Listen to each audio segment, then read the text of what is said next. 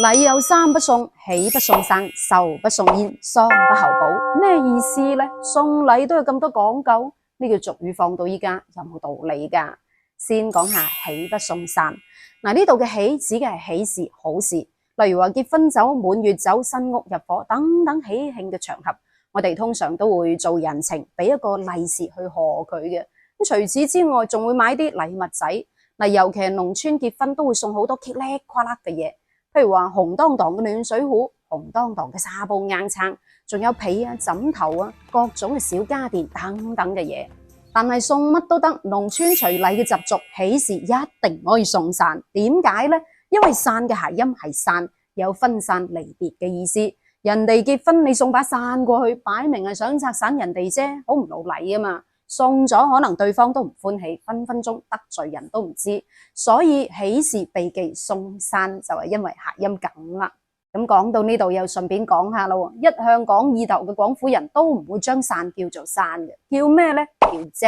撐傘叫擔遮，接傘叫縮骨遮，遮就係遮風擋雨遮住嘅遮。咁叫係咁叫，但係都唔會話喺人哋結婚嘅時候送把遮過去咁好聽噶嘛。嗱，新娘子結婚嘅時候擔嗰把紅當當嘅遮，都係由佢自己阿媽親手送俾佢，買俾佢，送佢出嫁嘅時候用下嘅啫。咁亦都有人話唔好送杯喎，因為杯嘅諧音普通話叫悲，有悲哀、悲劇嘅意思，又係唔好聽。呢樣又唔送得，嗰樣又唔送得，送乜嘢呢？肯定係送一啲喜慶嘅嘢，例如話擺件啊、飾品啊，仲有小家電啊。實在係唔知送乜嘢，直接送錢過去啦，對方肯定中意嘅啦。咁再嚟講下壽不送煙咯，點解老人家過大壽唔可以送煙俾佢呢？有咩講究，有咩唔好呢？嗱，過壽係農村嘅習俗，亦都係老人家盼望嘅事。按照傳統，一般到咗60歲之後就可以擺大壽噶啦。不過有一啲農村嘅習俗有做9唔做10嘅講法，唔知你家鄉有冇嚇？咁事關10嘅諧音係市，9嘅諧音就係唔同啦。9長長久久啊嘛，所以為咗攞個好意頭，通常就會提前1年做嘅。譬如話60歲大壽就會喺59歲嗰年做。嗱，仲有啲地方係講究父在不留鬚，母在不慶生嘅講法，即係話如果父母仲健在嘅話，就唔好認老。父母仲健在仲在生嘅話，就算係到咗60、70歲都唔會過大壽，因為喺父母面前自己永遠都係細佬哥，所以唔會做壽嘅。咁關於呢個做壽嘅講究，咁早期都已經講過噶啦，有興趣嘅朋友仔可以抄翻嚟睇下。不過無論老人幾多歲做壽都好，最渴望見到嘅就係一家人可以齊齊整整坐埋一齊，借住做壽嚟團圓，可以增進下感情。咁呢個時候作為晚輩就要過嚟祝壽嘅喎，會俾翻個大利是，又或者會送啲禮物仔。送咩呢？送酒。酒嘅諧音係久，長長久久，寓意幾好聽啊！如果壽星公係好飲2杯嘅話，送酒就至啱啦。同時亦都係希望老壽星可以長長久久。但係煙酒不分家，咁送酒又自然會送煙㗎啦嘛。咁送煙又有咩唔好呢？嚇？嗱，按照老一輩嘅人認為，過壽不送煙，因為煙嘅諧音讀煙，粵語讀煙，有煙氣、煙消雲散嘅意思。哇，聽落好唔老禮，老人家好唔歡喜啊嘛。咁再加上中國傳統文化認為，嗱，煙被視為係不潔之物，仲被視為係引誘人走向墮落嘅象徵。咁而且吸煙有害健康，咁如果老年人經常抽煙、吸煙嘅話，仲會增加肺部嘅傷害。咁所以老一輩嘅人認為過壽唔好送煙就係咁解啦。咁送咩好呢？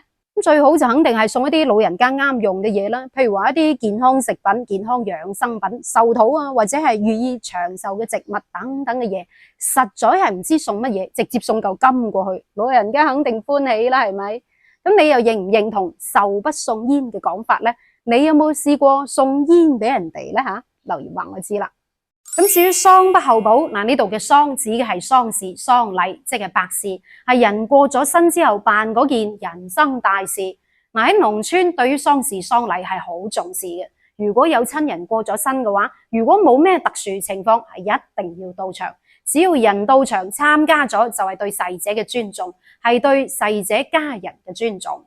咁喪禮係舉辦1日嘅，俾嗰啲白金就要當場，又或者係提前親手交俾逝者嘅家屬啦。唔可以話事後再補過，事後再俾，或者係事後再參加，咁樣係唔得嘅，會俾視為係唔尊重人，會俾視為係冇教養嘅表現。因為呢啲嘢都係一次過啫，就算係冇俾嗰份白金，冇參加都冇得後悔嘅，唔可能話等人哋落葬之後你再去俾再參加，咁樣分明係咒人哋嘅啫，係唔尊重人，係唔到禮嘅表現。咁再加上亦都費事去勾起人哋屋企人傷痛嘅回憶啦。咁所以民間就有咗喪不候補嘅講法。咁但係喪事又唔同喜事喎，嗱，喜事可以候補啫，但係喪事唔得，記住啦。嗱，其實呢啲都係人情世故、禮尚往來嘅傳統文化，係一代一代咁傳落嚟嘅，咁體現咗人與人之間嘅情感交流同埋互相嘅關懷。嗱，正話講嘅喜不送傘，壽不送煙，喪不候補，無非都係想攞個吉利，想攞個好意頭，圖個心安理得嘅啫，係咪？好啦，咁今期嘅視頻暫時吹咗咁多，到最後想問下大家，人哋結婚，人哋過大壽，你會送啲乜嘢禮物呢？做幾錢人情呢？你家鄉有冇壽不候補嘅講法呢？留言話我知，我哋下一期再見，拜拜。